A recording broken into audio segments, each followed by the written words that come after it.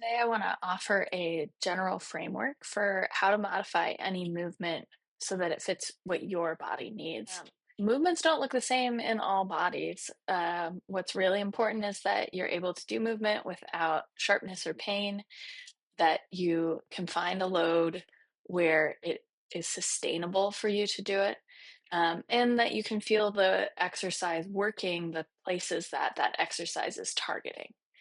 So, in order to do that, we're going to talk about three main ideas on how to modify any exercise.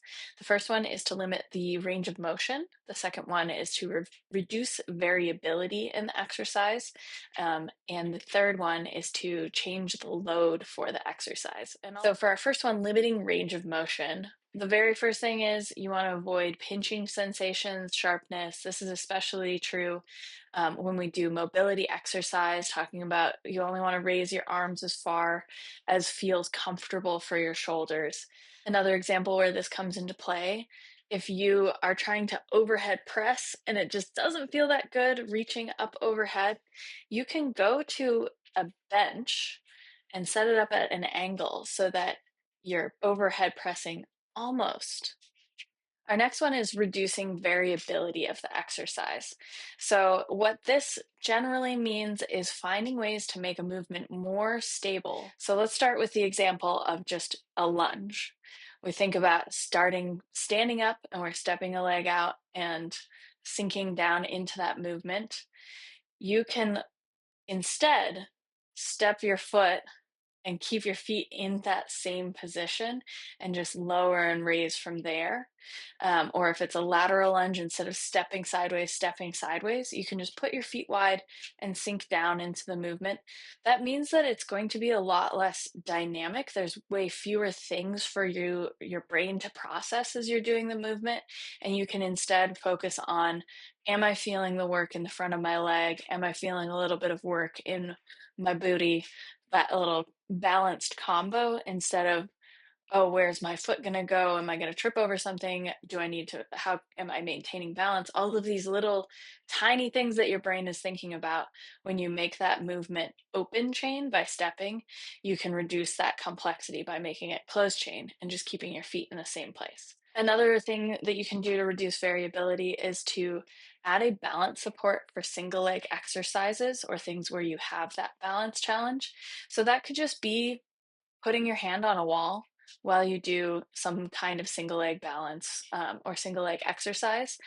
That could also be putting a foot down as a kickstand, and you're still able to do the exercise on your working leg, but you just have a little bit of support. Even if you're barely relying on a hand on the wall, it gives your body more information about where you are in space so that you can accomplish the exercise a little easier. Reducing variability can also look like putting supports in place so that you can keep your range of motion limited to the amount that feels right for you. If my hips only go back so far before I feel pain in my back, I can stand near a wall and send my hips back to the wall so that I'm still focusing on a hinge movement and sending my hips backward, but I have a backstop so that I know, okay, once my butt taps the wall, that's when I come back up from that. This is also really great if you have shoulder instability. Rather than doing a bench press on the bench where your elbows go underneath the plane of the bench and you have a lot more variability like that, you can do a floor press where you're just lying on the floor. The motion is exactly the same. It removes the most vulnerable position in the exercise. So, as you're building that shoulder stability and confidence in the movement pattern overall, you're in a much more supported place. Our third and final one might seem like the simplest, but it's actually got a lot to it. That is changing the load of the exercise. You can do this for sure by changing the actual weight that you're picking up. If something's too hard with 10 pounds, you can bring it down to 5 pounds, and that will be easier.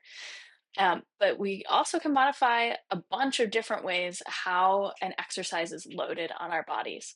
The first thing to think about is that band resistance.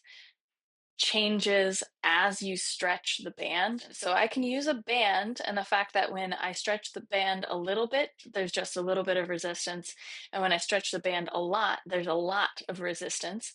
A great example of this is the band pull through. And this is really great for emphasizing how do you drive through the very last bit of extension with your hips and get to a fully upright position. And that very last bit is when the band is most stretched, so that makes it the hardest there. Another way you can change the load of an exercise is by thinking about what are some of the muscles that are working to put you in a position and hold you in a position that you could maybe reduce the load on, like the hip opener, where we set up in tabletop position. The focus of the exercise is core activation and controlling your hip as you open your leg to the side and bring it back together. But an additional piece of it is holding your legs in that tabletop position is a front of the core bit of work. But if that front of core work becomes too much for you to be able to focus on opening your leg from side to side, then you're not getting the benefit of that specific exercise. You're basically just being asked to hold your legs in tabletop. So you can put your feet on the wall and slide your foot on the wall to open and close so that your core isn't having to support the weight of your legs and you can just focus on the point of the exercise. You can do leg lifts where you're starting with your legs in tabletop and you're dipping your legs down one at a time, but you can also start with your legs with your feet on the ground and then pick your leg up one at a time. Same exercise, but my non-working leg is in a supported position where my muscles are getting a break and I can just focus on activating my core to lift that leg on the active leg. Any bit of resistance exercise, if we're talking about picking up a dumbbell from the ground, we are doing work against gravity to do that exercise. For a push up, if you are flat against the ground, your arms are having to work up and down like this. And if you elevate your feet, your arms are having to press up and down against more resistance. And then if we instead put our hands up on a countertop, that makes the push up a lot easier. And this is why a plank from the knees is the easier option compared to doing a plank from your toes, because on a plank from your toes, you're in relatively a more level position to the ground. And in a plank from your knees, you're elevating a little bit so that gravity is just acting a little bit differently against your body and making that the work that your core has to do to hold that position a little bit less.